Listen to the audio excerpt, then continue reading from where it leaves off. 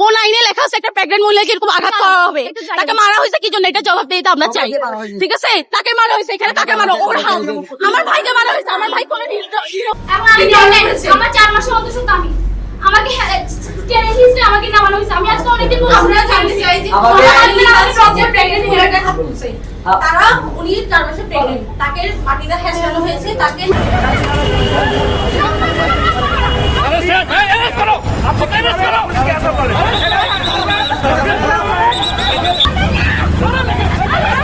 যে ভিডিওটা দেখলেন যেটা চট্টগ্রামে গতকালকে জুলাই গ্রাফিতি নিয়ে এই ঘটনা ঘটছে।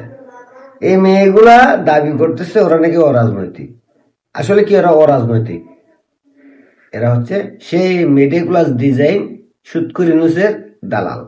তার প্রমাণ দেখেন। আর সবচাইতে বড় পরিচয় হচ্ছে এরা হচ্ছে সেই জামাতের গুপ্ত বাহিনী। এরা বলতেছে পুলিশ নাকি এদেরকে ভেতর মারধর করছে। একটাই দাবি করতেছে যে এর নাকি 4 মাসের অন্তঃসত্ত্বা। খোঁজ নিয়ে জানতে পারলাম এই মেয়ে বিয়েই হয় নাই। এবং আরো দেখলাম এরা মাটিতে পড়ে থেকে মরার অভিনয় করতেছে, মানে মার খাইছে। আসলে কি এদেরকে পুলিশ পিটাইছে? আসলে ভাই এদেরকে পুলিশ মুঠো পিটায় নাই। এদেরকে বাধা দিছে যে এখানে 144 ধারা জারি করা হয়েছে, আপনারা এখানে এখন গ্রাফিতি করিয়েন না, 2-1 দিন পর আইসে 44 ধারা যখন উঠে যাবে আপনারা আইসে ইচ্ছা মতো গ্রাফিতি করবেন। আর সবচেয়ে মজার বিষয় কি জানেন? এদেরকে পুলিশ তো মারেই নাই, পুলিশের উপরে দোষ চাপাইছে এবং তারা ছাত্র দলের উপরে দোষ চাপানোর চেষ্টা করছে। বলতে ছাত্র দলের ছেলে নাকি এদেরকে এই মারধর করছে। এরা কি আসলেই সাধারণ শিক্ষার্থী? মোটেও না, এগুলো সব এনসিপি নেত্রী। বলা হচ্ছে আমরা সাধারণ শিক্ষার্থী, এরা মোটেও সাধারণ শিক্ষার্থী নয়। এরা প্রত্যেকে এনসিপির সঙ্গে জড়িত এবং এনসিপির বিভিন্ন পদ পদবিতে আছে। অথচ আইসা দাবি করতেছে ওরা সাধারণ শিক্ষার্থী। ভাই, এই জুলাই গ্রাফিতি আঁকার জন্য কোন সাধারণ শিক্ষার্থী যায় নাই। সব গেছে আমাদের গুপ্ত বাহিনী আর এনসিপির লোকজন। আর পুলিশ যখন বলছে যে এখানে 144 ধারা জারি করা আছে, আপনারা 2-1 দিন পরে আসেন, এরা 144 ধারা মানে নাই, না মাইনে এইখানে এই হট্টগোলটা বাজাইছে।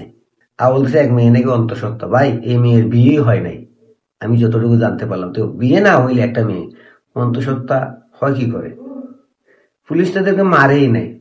তারপরে বলতেছে পুলিশ নাকি এদেরকে টেনে হিস্ট্রি নিয়ে গেছে। ভাই, এতগুলো ভিডিও ফুটেজ বাইরেছে, তাহলে পুলিশ এদেরকে টাইনে হেস্টে শীর্ষে নিয়ে গেছে, মারধর করছে, সেই ভিডিও গুলো কোথায়? মাটিতে পড়ে থাইকে নিজেরা চিল্লাচিল্লি করে মানুষ জড়ো করছে। আর এদের কিছু দালাল মিডিয়া আছে, এদেরকে সাথে নিয়ে গেছে, নিয়ে এখানে পুলিশকে কালার করার জন্য, ছাত্র দলকে কালার করার জন্য এই নাটক সাজাইছে।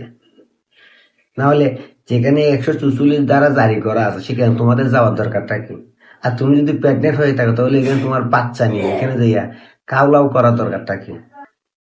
জুলাই গ্রাফিতি আসলে কিছুই নেই। এরা চাইছিল এখানে একটা অস্থিরতা সৃষ্টি করতে, যেটা করতে পারে নাই পুলিশের কারণে। বাংলাদেশ পুলিশকে ধন্যবাদ দেই। এই ধরনের অস্থিরতা সৃষ্টিকারী যারাই হবে তাদেরকে গ্রেপ্তার করবেন, ডিম থেরাপি দিবেন। এবার যারা ওই মহিলার এই বেডিরে, এই যে ইউনুসের সাথে ছবি দেখতেছেন, এই বেডিরে যারা অন্তঃসত্ত্বা, এই বেডে জামাই কেটা পরিচয়টা বার করেন। এই বেডিতে বিয়েই হয় নাই। এদেরকে আরো ডিম থেরাপি দেওয়া উচিত, কারণ এরা হলো গুপ্ত বাহিনী। এরা জুলাই যুদ্ধে কোন জায়গায় অংশগ্রহণ করছে তার যদি ডকুমেন্ট খুঁজেন কোথাও পাবেন না। এরা কোনো সময় জুলাই আন্দোলনে ছিল না, এগুলো ওই এনসিপি সাজানো। জুলাই আন্দোলনে দেখেন নাই মরার অভিনয় করছে, মহিলা গেছে, জুলাই আন্দোলনের উপর জীবিত হয়ে ফিরে আসছে।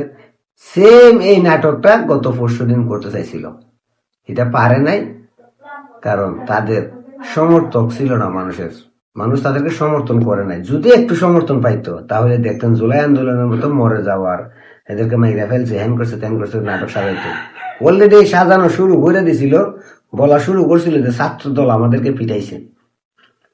আসলে এদেরকে পিটাই নাই, যা করছে এরাই করছে।